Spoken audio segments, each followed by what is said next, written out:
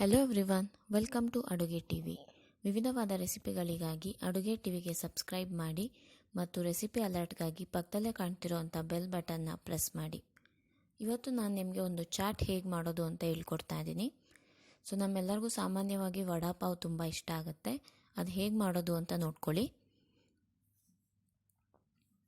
So ಮೊದಲು ನಾನು stuffing ಹೇಗೆ ಮಾಡ್ಕೊಳ್ಳೋದು ವಡಾಗೆ ಅಂತ ತೋರಿಸ್ತಾ ಇದ್ದೀನಿ. ಎಣ್ಣೆ ಹಾಕ್ಕೊಂಡಿದ್ದೀನಿ, ಒಂದು ಪಾತ್ರೆಯಲ್ಲಿ ಸಾಸಿವೆ ಹಾಕಿದ್ದೀನಿ. ಇವಾಗ ಹೆಚ್ಚಿಟ್ಕೊಂಡಿರೋಂಥ ಹಸಿಮೆಣಸಿನ್ಕಾಯಿ ಹಾಕಿದ್ದೀನಿ, ಶುಂಠಿ ಮತ್ತು ಬೆಳ್ಳುಳ್ಳಿ, ಕರಿಬೇವಿನ ಸೊಪ್ಪು ಹಾಕ್ತಾಯಿದ್ದೀನಿ. ಇದೆಲ್ಲದನ್ನು ಚೆನ್ನಾಗಿ ಫ್ರೈ ಮಾಡ್ಕೊಳ್ಳಿ.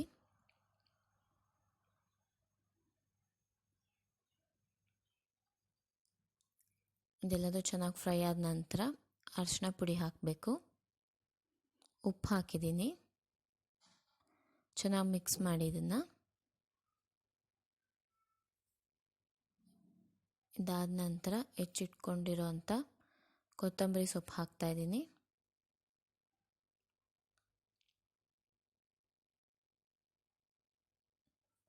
ಇದೆಲ್ಲ ಫ್ರೈ ಆದಮೇಲೆ ಬೇಯಿಸಿಟ್ಕೊಂಡಿರೋಂಥ ಆಲೂಗೆಡ್ಡೆ ಹಾಕ್ತಾಯಿದ್ದೀನಿ. ಇನ್ನು ಚೆನ್ನಾಗಿ ಮಿಕ್ಸ್ ಮಾಡ್ಕೊಳ್ಳಿ.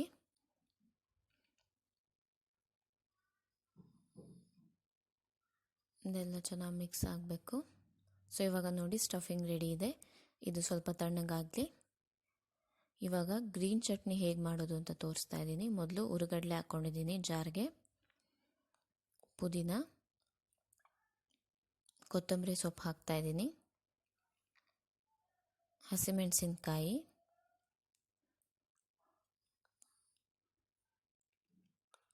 ಬೆಳ್ಳುಳ್ಳಿ ಹಾಕ್ಕೊಳ್ತಾ ಇದ್ದೀನಿ,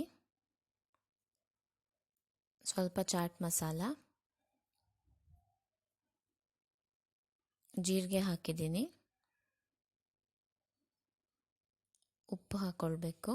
ಇವಾಗ ಇದನ್ನ ಗ್ರೈಂಡ್ ಮಾಡ್ಕೊಳ್ಬೇಕು ಚೆನ್ನಾಗಿ, ಸ್ವಲ್ಪ ನೀರು ಹಾಕ್ಕೊಂಡು. ನೋಡಿ ಗ್ರೈಂಡ್ ಮಾಡ್ಕೊಂಡಿದ್ದೀನಿ, ಗ್ರೀನ್ ಚಟ್ನಿ ಆಗಿದೆ. ಇವಾಗ ನೆಕ್ಸ್ಟು ಕಡಲೆ ಹಿಟ್ಟನ್ನು ಮಿಕ್ಸ್ ಮಾಡ್ಕೊಳ್ಳೋಣ. ಕಡಲೆ ಹಿಟ್ಟು ಹಾಕ್ಕೊಳ್ತಾ ಇದ್ದೀನಿ ಒಂದು ಬೌಲ್ಗೆ,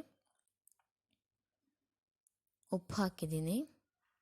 ಇವಾಗ ಸ್ವಲ್ಪ ನೀರು ಹಾಕ್ಕೊಂಡು ಕಲಿಸ್ಕೊಳ್ಬೇಕು.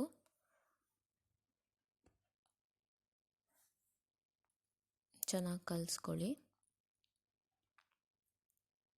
ಸೊ ಕಡಲೆ ಹಿಟ್ಟು ರೆಡಿಯಾಗಿದೆ. ಈಗ ನೋಡಿ ಸ್ಟಫಿಂಗ್ನ ಈ ರೀತಿ ಉಂಡೆ ಕಟ್ಟಿಟ್ಕೊಂಡಿದ್ದೀನಿ. ಇದನ್ನ ಕಡಲೆ ಹಿಟ್ಟಿನ ಮಿಕ್ಸ್ಚರಲ್ಲಿ ಡಿಪ್ ಮಾಡಿ ಫ್ರೈ ಮಾಡಬೇಕು. ಚೆನ್ನಾಗಿ ಕೋಟ್ ಆಗಬೇಕು ಕಡಲೆ ಹಿಟ್ಟು. ಡೀಪ್ ಫ್ರೈ ಮಾಡಬೇಕು.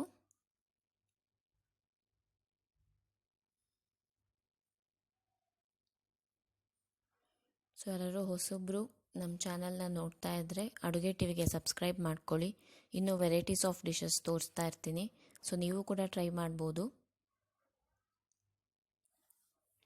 ಸೊ ತುಂಬಾ ಈಸಿ ರೆಸಿಪಿ. ನೀವೆಲ್ಲ ಟ್ರೈ ಮಾಡಿ ಹೇಗಿತ್ತು ಅಂತ ಹೇಳಿ ನನಗೆ ಕಮೆಂಟ್ಸ್ನಲ್ಲಿ.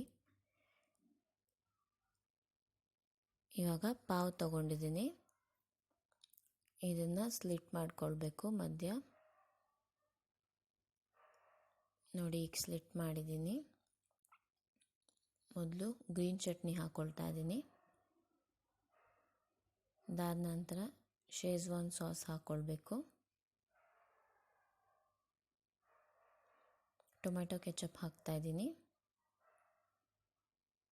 ಇದೆಲ್ಲದನ್ನು ಚೆನ್ನಾಗಿ ಸ್ಪ್ರೆಡ್ ಮಾಡಬೇಕು.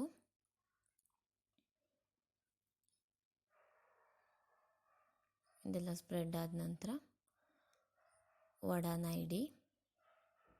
ನೋಡಿ ಇಷ್ಟೇ ಈ ಸ್ನ್ಯಾಕ್ಸ್. ಸೊ ಇದೆಲ್ಲ ನಿಮಗೆ ಇಷ್ಟ ಆಗಿದೆ ಅಂತ ಅಂದ್ಕೊಳ್ತೀನಿ.